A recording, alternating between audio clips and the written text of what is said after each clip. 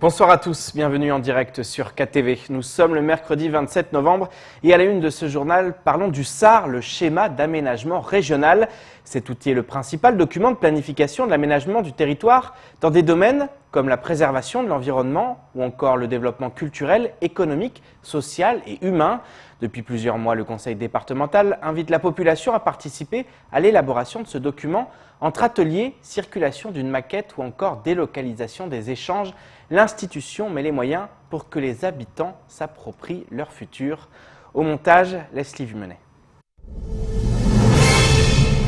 500 000, c'est le chiffre sur lequel s'est basé le conseil départemental pour lancer les travaux d'élaboration du SAR, le schéma d'aménagement régional.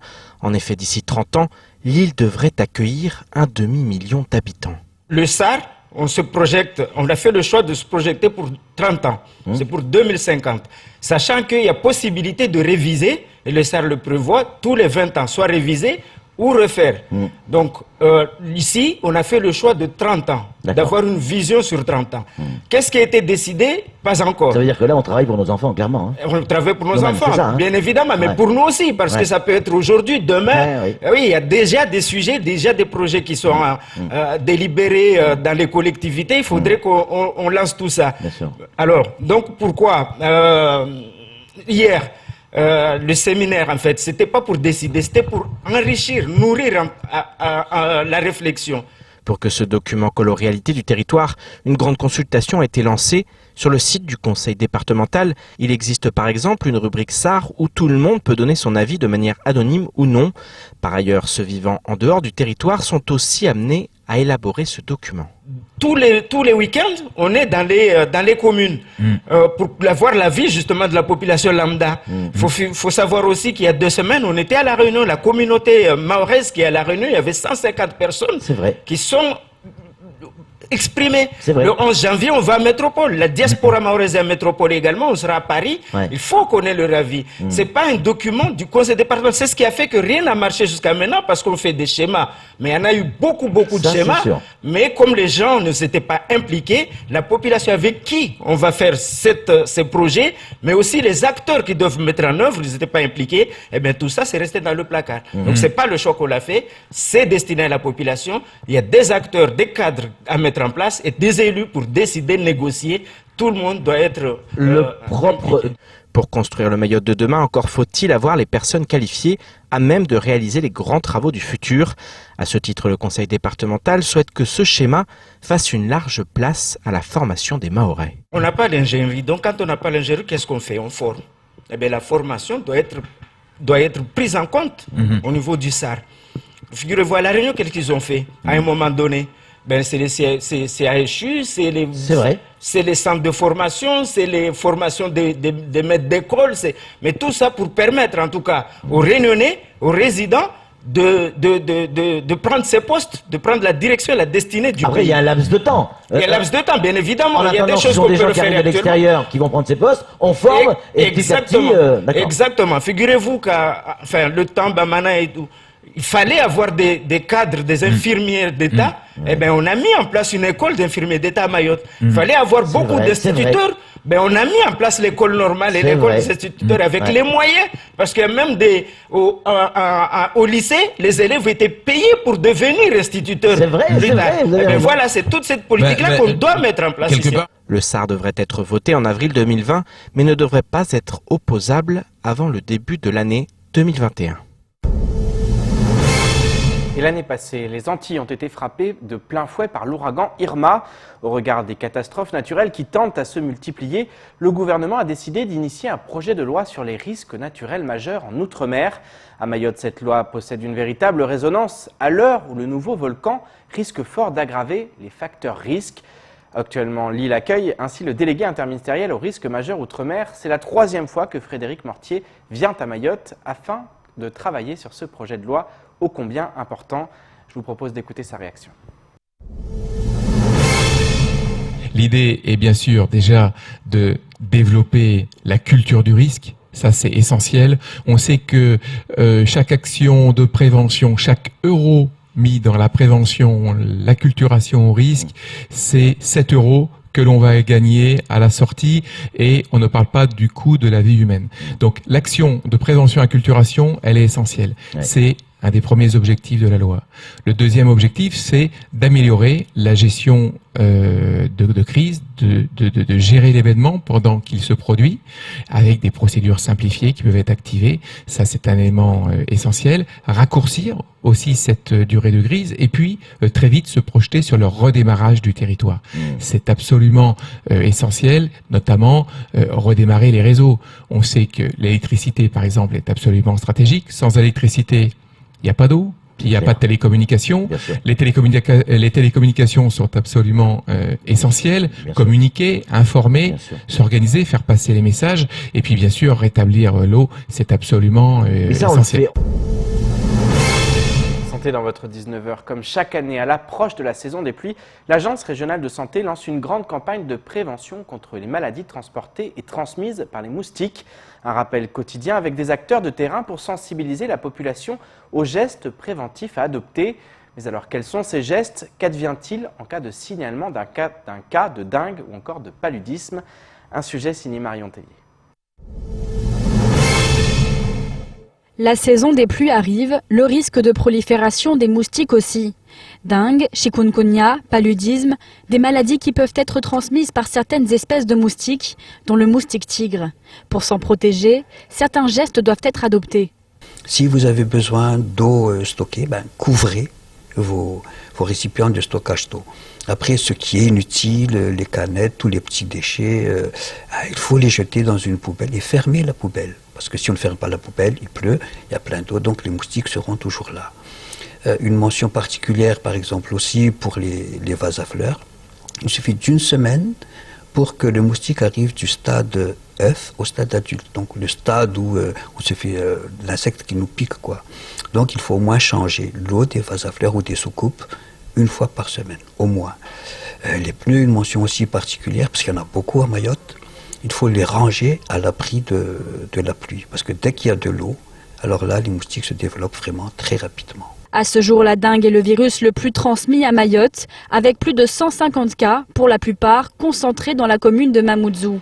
Le paludisme, quant à lui, ne présente sur l'île que quelques cas sporadiques, un réel contraste avec les îles des Comores qui subissent une importante épidémie. 19 000 cas y ont déjà été déclarés depuis le début de l'année. Le service de lutte antivectorielle de l'ARS et ses partenaires associatifs mènent donc régulièrement des actions de sensibilisation en porte-à-porte. Ils sont également tenus d'intervenir sur le champ en cas de signalement. Dès qu'il y a un signalement, ils vont sur le terrain, ils font des enquêtes pour savoir s'il y a d'autres personnes qui sont malades. Ils traitent les gîtes larvaires, c'est-à-dire là où il y a les moustiques qui pondent. On privilégie la destruction. Des pesticides sont alors utilisés pour traiter la zone de développement, une pratique qui présente toutefois des risques. Les moustiques pourraient à long terme devenir résistants à l'insecticide. Aux Antilles et en Guyane, une forte résistance a d'ores et déjà été observée.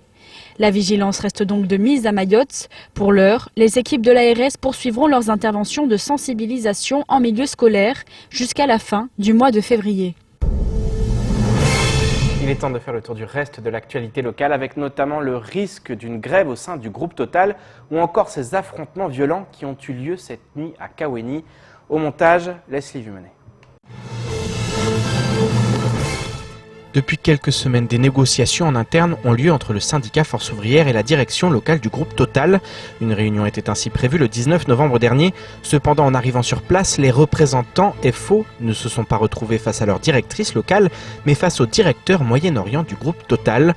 Selon les représentants syndicaux, le directeur s'est montré insultant envers Mayotte et les salariés du groupe, assurant notamment que l'île n'est pas stratégiquement rentable pour Total. Face à ces propos jugés menaçants et alarmants, le syndicat FO demande une clarification. Par ailleurs, il s'insurge suite à un courrier que la direction aurait distribué volontairement dans tous les sites et disponible actuellement sur les réseaux sociaux.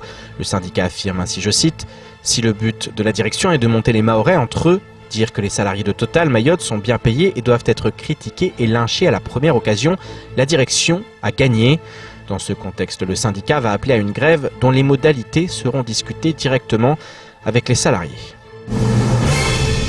Mardi, en fin de journée, un jeune de Kaweni a été interpellé par les policiers pour avoir dérobé un téléphone. Alors qu'il se faisait arrêter, une vague de jeunes a déferlé sur la route nationale et a caillassé les fonctionnaires qui ont dû faire usage de grenades lacrymogènes. Face à la détermination de ces fauteurs de troubles, des effectifs de gendarmerie ont été appelés en renfort. Il aura ainsi fallu plus de 6 heures aux forces de l'ordre pour rétablir le calme sur le tronçon rond-point SFR jusqu'à Somako-Kaweni. Ce matin, le constat est amer, car plusieurs dégradations sont à noter, notamment sur des véhicules, ce qui en dit long sur la violence qui s'est une nouvelle fois déchaînée sur le territoire. Depuis quelques semaines, des bandes de jeunes ne cessent de semer le trouble, ce qui a poussé le député Mansour Kamardine à pointer du doigt à l'Assemblée nationale l'inertie du gouvernement face à la montée de l'insécurité et de la violence à Mayotte. À compter du 1er janvier 2020, les factures d'électricité devront être réglées dans un délai de 14 jours calendaires suivant leur date d'émission. Pour pallier le problème d'adressage sur le territoire, EDM a mis en place un service gratuit d'alerte par SMS ou 6 délais. Le client rencontrant des difficultés de paiement a la possibilité de saisir le Fonds de solidarité logement pour demander une aide financière. En cas de non-paiement dans le délai imparti, EDM procédera à une première lettre de relance incluant des frais de gestion. Dans un délai de 15 jours suivant cette première relance et en cas de persistance du non-paiement, une deuxième lettre de relance est transmise par EDM en préalable à la coupure. Par la suite, EDM peut procéder à l'interruption de l'alimentation en électricité du client. Dans le cas où la coupure excède les 5 jours, EDM devra informer les services sociaux du département et des communes de la situation du client. On termine cette édition avec l'association Tifaki Asie. Depuis 20 ans, avec ses 3 filiales, elle insère des personnes sur le marché du travail mahorais. En travaillant en partenariat avec Pôle emploi ou encore la CADEMA, Tifaki Asie se place en acteur majeur de l'insertion sur un territoire où le chômage atteint des taux records. Et au regard du contexte, le moins que l'on puisse dire, c'est que l'association a encore de beaux jours devant elle. Un reportage signé Paul Arthur Avit. Avec près de 300 personnes suivies dans le cursus d'insertion en 2019, le groupe Tifaki se place en acteur majeur de la réinsertion sur l'île aux parfums. Composé de 4 filiales, Tifaki Asie, Tifaki Intérim, Services et Zema, le groupe Tifaki touche tous les secteurs pour permettre d'insérer le plus de monde possible sur le marché du travail. Nous avons une entreprise d'insertion qui travaille dans le nettoyage de locaux, mais aussi qui lave de véhicules écolos avec l'AVO. On a aussi une entreprise de travail temporaire d'insertion qui s'appelle Tifaki Intérim, qui fait de l'intérim d'insertion comme les entreprises d'intérim qui existent, mais nous, avec notre valeur ajoutée, c'est l'insertion, c'est l'accompagnement des personnes qui sont en difficulté, qui sont agréées par Pôle emploi pour entrer en parcours. Il y a aussi Tifaki Asie, qui est aussi une association généraliste, qui fait aussi de la mise à disposition de personnel. Une mise à disposition du personnel en partenariat avec Pôle emploi et la CADEMA. Dans cette démarche, le groupe Tifaki a pu insérer une centaine de personnes sur le marché du tri des déchets. Leur rôle, c'est bien évidemment, c'est de garder tous les points de déchetterie propres, mais aussi de faire un tri, par exemple, tout ce qui est... Parce que vous voyez, quand vous allez, par exemple, sur les routes, vous voyez plusieurs bacs de poubelles. Donc leur rôle, c'est vraiment de trier aussi les objets, les déchetteries qui émettent, par exemple, le bois, le papier, le carton, etc. Des actions qui permettent aux demandeurs d'emploi d'accéder au marché du travail et dans ce cas précis, d'aider au problème de la pollution sur l'île aux parfums.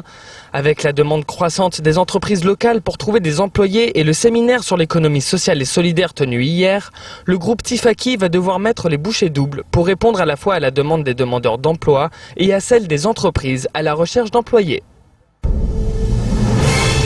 C'est ainsi que s'achève ce journal. Merci de nous rester fidèles sur KTV. Pour ma part, je vous donne rendez-vous demain dès 19h pour décortiquer, comme chaque soir, l'actualité locale. Excellente soirée sur Cozy.